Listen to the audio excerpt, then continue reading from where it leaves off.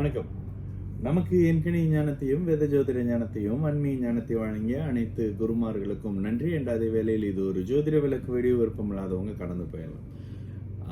நேற்று ஒரு ஜாதகம் பார்த்துருந்தேன். அந்த ஜாதகத்தில் இதை பற்றி நம்ம ஏற்கனவே நம்மளோட எக்ஸாம்பிள் வீடியோவில் விளக்கியிருக்கோம். அதே ஜாதகத்தை திரும்ப அந்த பேரண்ட்ஸ் எடுத்து வந்தாங்க.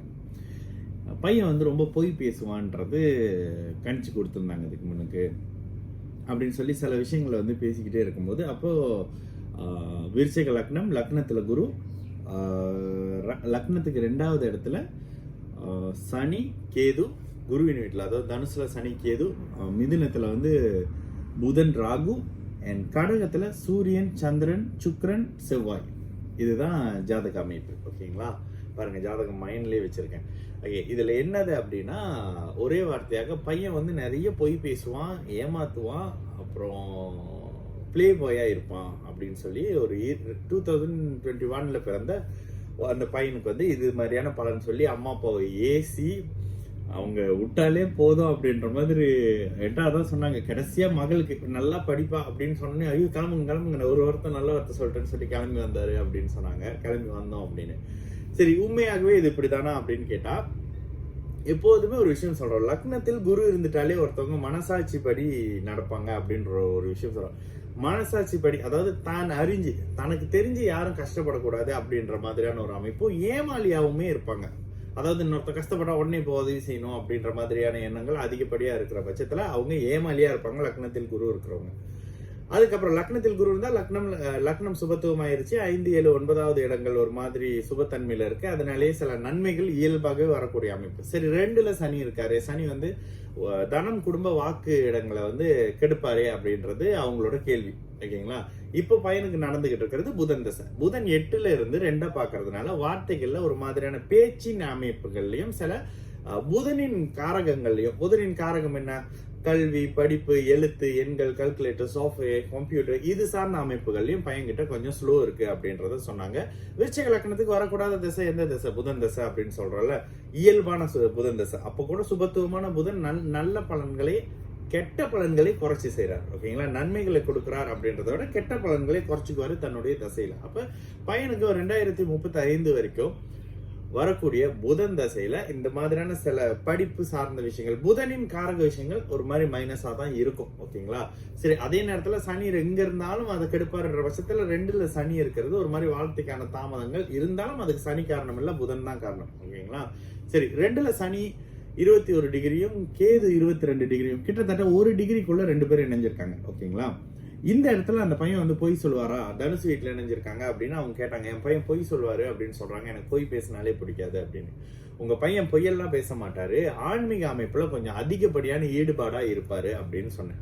ஐயோ ஆமா, சின்ன வயசுல இருந்து அந்த விஷயம் இருக்கு, அம்மா கோயிலுக்கு போலாம் அப்படின்னு சொல்லிட்டு பையன் கேட்டு நாங்க போற மாதிரி இருக்கோம். ஸ்டில் கோயிலுக்கு போனா அந்த நாதஸ்வரத்தை கேட்கறது, மேலத்துக்கு பக்கத்துல உட்காந்துக்கிறது, ரொம்ப இருக்கிறது, அந்த கோயிலோட ஒரு அட்டாச்சா இருக்கிற மாதிரியான விஷயங்களை நாங்க ரெகுலரா பாக்குறோம் அப்படின்றத அம்மா சொல்லியிருந்தாங்க.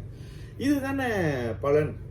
ஒரு வாய் பேச முடியாத ஒரு பையன் பொய் சொல்லுவானா? சரி, பொய்யே உலகத்துல பேச மாட்டாங்களா அப்படின்னு கேட்டீங்கன்னா இதுக்கு அப்புறமா நான் சொல்றேன். சரி, இயல்பாகவே இந்த காலத்துல யாரு பொய் சொல்லலன்னா அதை தான் கேட்டேன். இந்த காலத்துல யாரு பொய் சொல்லல, இந்த காலத்துல யாரு லவ் பண்ணல? ஓகேங்களா, ஏன்னா அவன் சொன்னா பொய் பேசுவான் அப்புறம் பிளே பாயா மாறிடுவான் அப்படின்னு சொல்லி நிறைய என்னென்னமோலாம் சொன்னாங்களாம். அப்ப நான் சொன்னேன், இந்த காலத்துல பொய் பேசாத ஆளும் இல்லை, லவ் பண்ணாத ஆளும் இல்லை. அப்ப நீங்க அந்த பழைய ஜோசியர்கள்லாம் பாத்தீங்க அப்படின்னாக்கா, நீங்க அப்டேட் பண்ணாத ஒரு சாஃப்ட்வேர் யூஸ் பண்ணிக்கிட்டு இருக்கீங்க அப்படின்ற மாதிரியான விஷயம் தான். ஓகேங்களா, அப்ப 2ல இருக்கிற கேதுவும் சனியும் என்ன செய்யறாங்கன்னா, பையனுக்கு ஆன்மீகத்தை கொடுக்குறாங்க. இது சனி தசை, குரு தசை, கேது தசையில அதிகமான வெளிப்பாடாகவும், சனி புத்தி கேது புத்தி குரு புத்தியில வெளிப்பாடாகவும் உங்களுக்கு தெரியும். சரி, பையன் பூசாரி ஆயிடுவானா அப்படின்னு அடுத்த கேள்வி கேட்டாங்க. ஆனா அந்த ஜாதகத்துல செவ்வாயை நீச்ச பங்கமாகி குருவின் பார்வையில சுபத்தன்மையில சுக்கிரனோட சேர்ந்திருப்பார். அப்ப பூசாரின்றது குருவுக்கான அமைப்பு. ஓகேங்களா, ஒருவேளை குரு தசையில அந்த மாதிரி பையன் இருக்கக்கூடிய வாய்ப்புகள் இருக்கு. சரி, இதுதான் விஷயம். சரி, உண்மையாவே பொய் பேசக்கூடிய அமைப்புல ஜாதகம் எப்படி இருக்கும் அப்படின்னு பாத்தீங்கன்னா, நிச்சயமாக 2ஆம் பாவகத்தோட சனி பாவத்துவமான தொடர்புல இருப்பாங்க. ஓகேங்களா, வாயிலே வானத்தை அளக்கிறவங்க எல்லாம் இருக்காங்கல்ல, நீங்க செக் பண்ணி பாருங்க. 2ஆம் பாவகத்துல சனி இருப்பார், லக்னத்துல சனி இருப்பார், 2ஆம் பாவகாதிபதி கெட்டு போயிருக்கும். ஓகேங்களா, இந்த 2 விஷயமும் இருக்கும். 2ஆம் பாவகாதிபதி இல்லைன்னா புதன் சனி சேர்க்கை இருந்து இது லக்னத்துல இருக்கிற மாதிரி அமைப்பு இருந்தாலும் இந்த பேச்சுல பொய்யா பேசக்கூடிய அமைப்புல, ஏன்னா பேச்சு சார்ந்த பிளானட் புதன். பொய்க்கான பிளானட் சனி. இவங்க 2 பேரும் சேர்ந்து இருக்கிற அமைப்புல இந்த மாதிரியான விஷயங்கள் இருக்கும். இதுவும் விதிவிலக்கு இருக்கு. குருவின் பார்வையோ சுக்கிரனின் பார்வையோ இதையும் இல்லாமலாக்கும். இது இல்லாம புதன் சனி அப்படி புதன் சனி குரு ஒரு மாதிரி சேர்ந்து இருக்கிறாங்க. இவங்க அப்படியே 2-10 தொடர்புல இருக்காங்கன்னா லோயர் அப்படி இப்படின்னு வருவாங்க. ஏன்னா அந்த லோயரும் சுபத்தன்மையா பொய் சொல்லி ஒரு கிளைண்ட்டை காப்பாற்றக்கூடிய அமைப்பு அப்படி இப்படின்னு ஒரு லோயர் கிட்ட நான் கேட்டிருந்தேன். தப்பா நினைச்சுக்காதீங்க. பொய் சொல்லி உங்களோட கிளைண்ட்டை காப்பாத்துறது தான் உங்களோட வருமானம். அதனால சனி சுபத்துவமா இருக்காரு. அவர் தான் 2-10 ராசிக்கு லக்னத்துக்கு 2-10 தொடர்பு இருக்காரு. ஆமா அதை நான் ஒத்துக்கிறேன்னு சொல்லி ரொம்ப ஜெனியூனா ஒத்துக்கிட்டாங்க ஒரு லோயர். பிரிக்ஃபீல்ட் ஏரியால இருக்கிற ஒரு லோயர் இதை பத்தி பேசியிருந்தாங்க. 1 மாசம் இருக்கும்னு நினைக்கிறேன். ஸோ இது மாதிரியான கிரகங்களின் அமைப்புல இந்த மாதிரியாக தான் இருக்குமே தவிர்த்து கண்டிப்பா நீங்க ஒரு பிளானட் இங்க இருக்குன்னு வச்சு யாராவது பலன் சொல்றாங்க இல்ல என்கிட்ட இப்பெல்லாம் மிந்தி சொல்ற பலன்கள்லாம் நான் நிறுத்திட்டேன். நீங்க நிறைய பார்த்திருப்பீங்க டிக்டாக்ல அது இதுன்னு கேட்கிற சில கேள்விகளுக்கு நான் இப்ப பதில் சொல்றது இல்லை. ஏன்னா ஒரு பிளானட்டை வச்சு பலன் சொல்றது முட்டாள்தனம் அப்படின்றத நானே இப்ப புரிஞ்சுக்கிட்டனால இப்ப ரொம்ப குறைச்சிட்டேன். அதை சொல்றது இல்ல. அதான் இப்ப திருப்புற பக்கம்லாம் தான் எல்லாரும் பலன் சொல்லிட்டு இருக்காங்களா யூடியூப்ல. பலன் மாச பலன், சனி வக்ர பயிற்சி பலன், அது போக வார பலன், நாள் பலன், இன்னும் நேரத்துல மணி 1 மணிக்குல இருந்து 2 மணி வரைக்கும் ஒரு பலன், 2ல இருந்து 3 மணி வரைக்கும் ஒரு பலன் கூட வந்துடும்னு நினைக்கிறேன். ஸோ அதை சொல்றதுக்கு நிறைய பேர் இருக்காங்களே. உண்மையை சொல்றதுதான் ஆள் இல்லை அப்படின்றதுதான் நம்மளோட வேலை. ஸோ இதுதான் விஷயம். அதனால எப்போதுமே ஒரு தனி பிளானட் வச்சுலாம் பலன் எடுக்காதீங்க. யாராவது உங்களை பயம் பொறுத்திக்கிட்டே இருந்து கடைசியா சொன்னா அடுத்த வருஷம் 4ஆம் மாசத்துல நீங்க மட்டும் வாங்கன்னு ஹஸ்பண்டை கூப்பிட்டாரு அப்படின்னு சொல்லிட்டு அப்புறம் அதுக்கும் சொல்லாங்க என் ஹஸ்பண்டுக்கு எப்ப பாரு இந்த சேம் ஜெண்டர்ல இருந்தே இது வரும் அப்படின்னு சொல்லி அதையும் சொல்லி சிரிச்சுக்கிட்டாங்க. ஸோ இது மாதிரியான விஷயங்கள் தான். ஒரே ஒரு விஷயம், தயவு செஞ்சு ஒரு பிளானட் இங்க இருக்கா அதனுடைய விதி விலக்க பாருங்க. சனி 2ல இருக்கக்கூடாது. தனம் குடும்ப வாக்கு விஷயத்தை கெடுப்பார் தன்னுடைய தசையில. சரி விதி விலக்கு என்ன? அவர் யாரோட வீட்டுல இருக்காரு, எப்படி இருக்கார், சேர்க்கை என்ன, இணைவு என்ன, இதை தானே யோகம் அப்படி இப்படின்னு உருட்டுறாங்க. ஆக்சுவலி இதெல்லாம் பாருங்க. நான் எப்பயுமே யோகத்தை பத்தி பேசுறது இல்லைன்னா யோகம் அப்படி என்றாலே கிரகங்களின் இணைவு சேர்க்கை அவ்வளவுதான். அதே கெட்டதா சேர்ந்தா அது கெட்ட யோகம். ஓகேங்களா? நல்லதா சேர்றது ரொம்ப ரேரான நடக்கக்கூடிய நல்ல விஷயம். அதுக்கப்புறம் அதுக்கான தசை வரணும், லக்னாதிபதி வலுவா இருக்கணும், அப்படி இப்படின்னு நிறைய வேலை இருக்கு.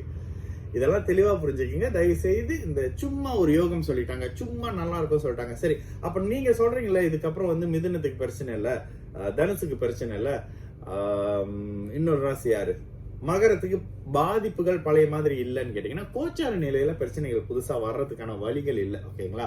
ஆனா தசாபுத்தி அடிப்படையில நிச்சயமாக உங்களுக்கு எந்த தசை நடக்குதோ அந்த தசையின் அமைப்புல தான் நல்ல விஷயங்களும் கெட்ட விஷயங்களும் நடக்குது. 6-8 தசை நடக்குது. லக்னாதிபதி வலுவில் இருந்திருக்காரு. இல்ல லக்னாதிபதியே 6வது அதிபதி 8வது அதிபதி சனி செவ்வாய் ராகுவோட சேர்ந்து ஒரு மாதிரி கெட்டு போயிருக்காரு அப்படின்னா ஒருத்தவங்களுக்கு வாழ்க்கை முழுக்க கஷ்டம் இருக்குல்ல.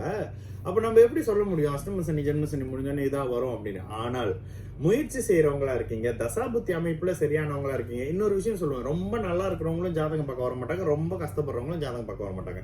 ஒரு மீடியமா ஒரு நடுநிலையில இருக்கக்கூடிய முயற்சி பண்ணி ஏறி வந்துடலாம், நமக்கு ஏதாவது சப்போர்ட் கிடைக்குமான்றவங்களுக்கு மட்டுமே இந்த ஜாதகம் அப்படின்ற சில விஷயங்கள்லாம் வருது.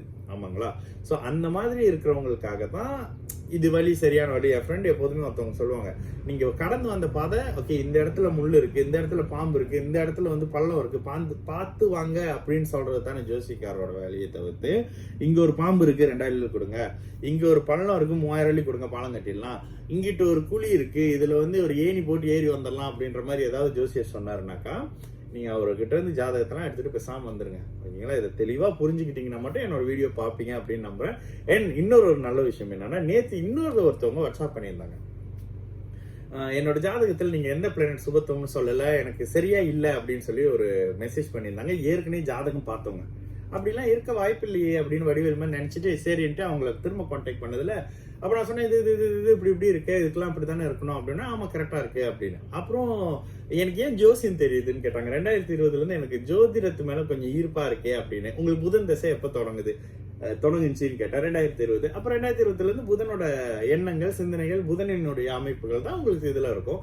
புதன் லக்னத்துக்கு யோகர் 9வது இடத்துல இருந்து தசை நடத்துறாரு. அப்புறம் ஏன் கவலைப்படுறீங்க அப்படின்னு கேட்டு சில விஷயங்கள்லாம் பேசணுன்னே ரொம்ப திருப்தியா அந்த கான்வர்சேஷன் அப்படியே முடிஞ்சது. ஓகேங்களா? இதுதான் விஷயம். அப்ப அவங்க கிட்ட நான் சொன்னேன், சரியான வழியில போய்கிட்டு இருக்கீங்க. அந்த 8-12 சுபத்துவம் பத்திலாம் ஒரு மாதிரி கேட்டோன்னே ஓகே ரொம்ப சரியான வழியில போய்கிட்டு இருக்கீங்க, இதையே கண்டினியூ பண்ணுங்க. இங்க நட்சத்திரத்துல பலன் எடுக்கிறேன், கேபியில போய் பாக்குறேன்னு சொன்னீங்கன்னா நீங்க வேற ஒரு பாதையில போய் வேற இடத்துக்கு போய் சேர்ந்துருவீங்க, பலன் சொல்லிக்கிட்டு வேற ஆள்லாம் வேற இடத்துல இருப்பாங்கன்னு சொல்லியிருந்தேன். ஸோ இந்த மாதிரியான இந்த வீடியோ நிறைய யூஸ்ஃபுல்லா இருக்குன்னு நினைக்கிறப்ப சந்தோஷமா இருக்கு. கண்டிப்பா அடுத்த வீடியோல வேற ஏதாவது ஒரு நல்ல விஷயத்தோட மீண்டும் சந்திக்கலாம். நல்லது நடக்கும். எல்லாரும் நல்லா இருப்போம்.